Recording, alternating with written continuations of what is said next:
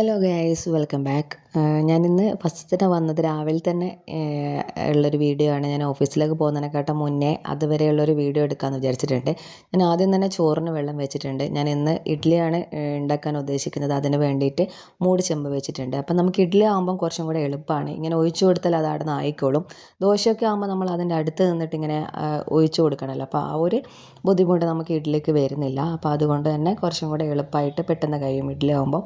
അപ്പോൾ അതൊക്കെ കഴിഞ്ഞ് അതിന് വേണ്ടിയിട്ട് ഞാനൊരു ചട്നി ഉണ്ടാക്കാൻ ഉദ്ദേശിക്കുന്നുണ്ട്.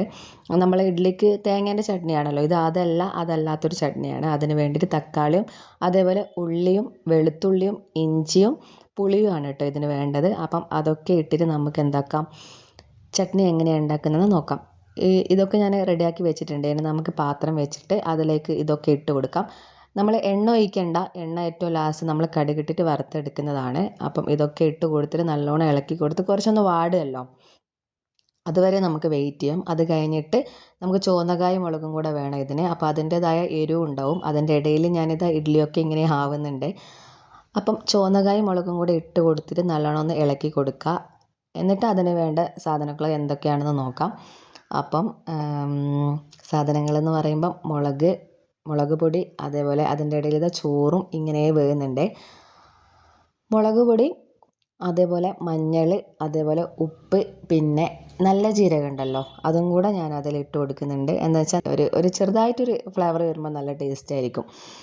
അപ്പം എല്ലാവരും നല്ല ജീരകം കൂടെ ഇട്ടിട്ട് നല്ലോണം നമുക്ക് ഇളക്കി കൊടുക്കാം. എല്ലാവരും ഉണ്ടാക്കുന്നതായിരിക്കണം. അപ്പം ഞാനും കൂടെ ഒന്ന് ട്രൈ ചെയ്യാമെന്ന് വിചാരിച്ചു. എല്ലാവരും ഒന്ന് ട്രൈ ചെയ്തിട്ട് ഒന്ന് കമൻറ്റ് ചെയ്യണം എങ്ങനെയുണ്ട് എന്നുള്ളത്.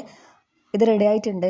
നമുക്ക് എന്ത് ചെയ്യാം, ഇതൊന്ന് അരച്ചെടുക്കാം. അതിന് വേണ്ടി ഞാൻ കുറച്ച് വെള്ളം ഒഴിച്ചാൽ മതി, അധികം വെള്ളം വേണ്ട. വെള്ളം ഒഴിച്ചിട്ട് നല്ലോണം അരച്ചെടുത്തിട്ടുണ്ട്. എന്നിട്ട് നമുക്കിതൊന്ന് കടുക് ഇട്ടിട്ട് റെഡിയാക്കി എടുക്കാം. അതിന് വേണ്ടി പാത്രം വെച്ചിട്ടുണ്ട്. അപ്പം നമുക്ക് അതിൽ എണ്ണ ഒഴിച്ചിട്ട് കടുക് ഇട്ട് കൊടുക്കാം. എന്നിട്ട് കടുക് നല്ലോണം പൊട്ടി വരുമ്പോൾ നമ്മൾ റെഡിയാക്കി വെച്ച ഉള്ളിയും അതേപോലെ തക്കാളിയും ഇഞ്ചിയും വെളുത്തുള്ളിയും പുളിയും ഒക്കെ ഇട്ട് അരച്ചെടുത്തത് നമുക്കിതിലേക്ക് ഒഴിച്ച് കൊടുക്കാം. അപ്പം ഒഴിച്ച് കൊടുത്ത് കഴിഞ്ഞിട്ട് ഇങ്ങനെയാണ് ഉണ്ടാവുക. കാണാൻ നല്ല ഭംഗിയുണ്ട്, കഴിക്കാനും നല്ല ടേസ്റ്റ് ഉണ്ടായിരുന്നു കേട്ടോ ഇഡ്ഡലീൻ്റെ കൂടെ. അപ്പം ചോറും കൂടെ വറുത്തിട്ടുണ്ട്. Okay, bye, thank U.